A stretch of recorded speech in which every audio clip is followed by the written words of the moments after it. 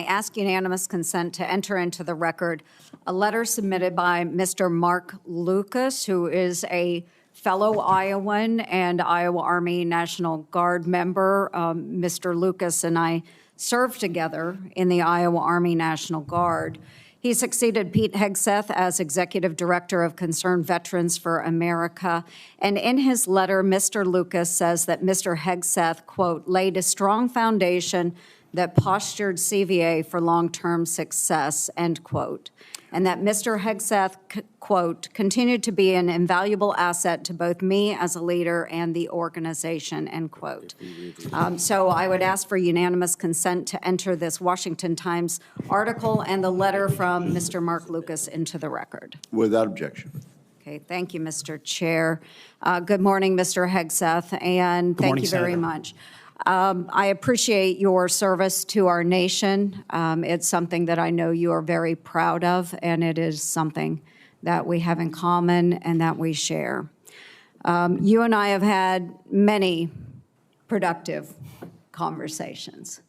And just for our audience, we have had very frank conversations. Is that correct, Mr. Hegseth? Senator, that is a correct characterization. You know that I don't keep anything hidden, pull no punches. My colleagues know that as well. So I do appreciate you sitting down and allowing me the opportunity to question you thoroughly on those issues that are of great importance to me. Just to recap those issues, three that are very important. One is the DOD and making sure that we have a clean audit. The second is women in combat, and we'll talk a little bit more about that in a moment. And the third was maintaining high standards and making sure that we are combating sexual assault in the military. Okay, so Mr. Hegseth, I'm going to address the issue because this will tie into some of the financial concerns that have been raised here as well, and it's why, you know, I, trusting my fellow Iowan, asked for unanimous consent of his letter to go into the record. But like me, a lot of Iowans are really, really concerned and upset about the wasteful Washington spending and, of course, in our Pentagon. It's an issue that I have been combating for years. So there's significant room for greater efficiency and cost cutting within the department. And the DOD is the only federal agency that has never passed an audit. As the Senate DOJ caucus chair and founder, that's unacceptable to me, and it should be unacceptable to you as well. So I appreciate that you mentioned that in your opening statement. What are those steps that you will take to ensuring the Pentagon has a clean audit by the year 2028? Senator, I appreciate your work on this topic, which you've been involved in for a long time. You mentioned Concerned Veterans for America. I just want to clarify. We have very generous donors who set a very clear budget that we stuck to every single year. So the latitude there was restricted, and we worked very hard and diligently inside it.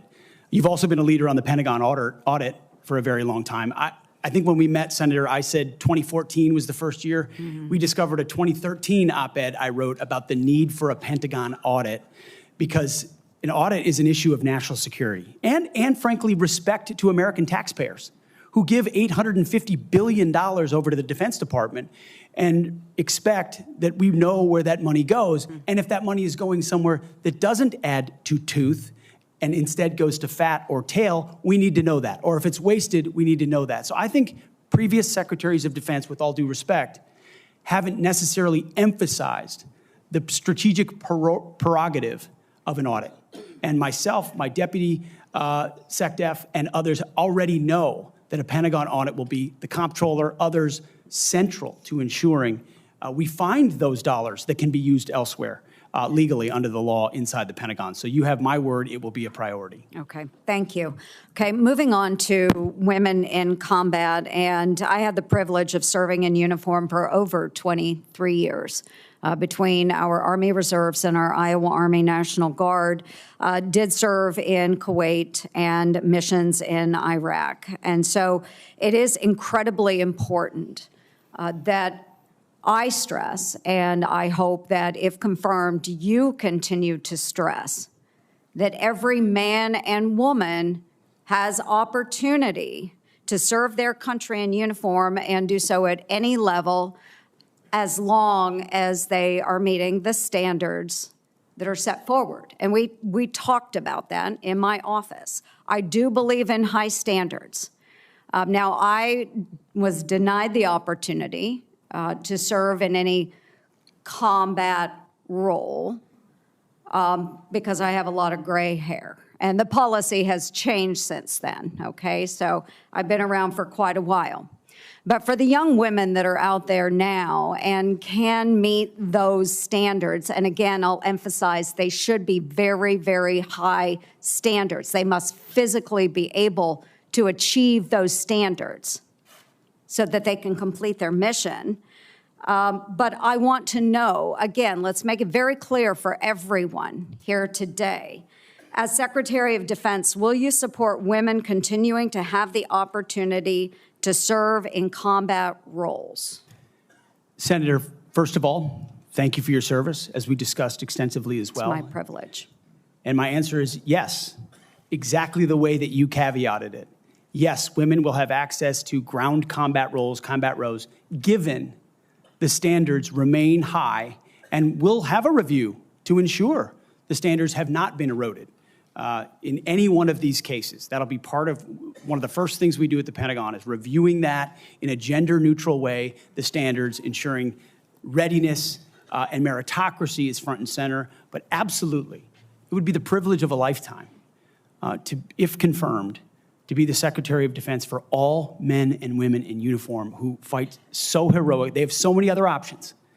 They decide to put their right hand up for our country, and it would be an honor to have a chance to lead them. Thank you. And just very briefly, we only have less than a minute left, but we have also discussed this in my office. A priority of mine has been combating sexual assault in the military and making sure that all of our service members are treated with dignity and respect. This has been so important. Senator Gillibrand and I have worked on this, and we were able to get changes made to the Uniform Code of Military Justice to make sure that we have improvements and on how we address the tragic and life-altering issues of rape, sexual assault. It will demand time and attention from the Pentagon under your watch if you are confirmed. So as Secretary of Defense, will you appoint a senior level official dedicated to sexual assault prevention and response? Senator, as we have discussed, yes, I will. Okay, and my time has expired. Thank you for your answers.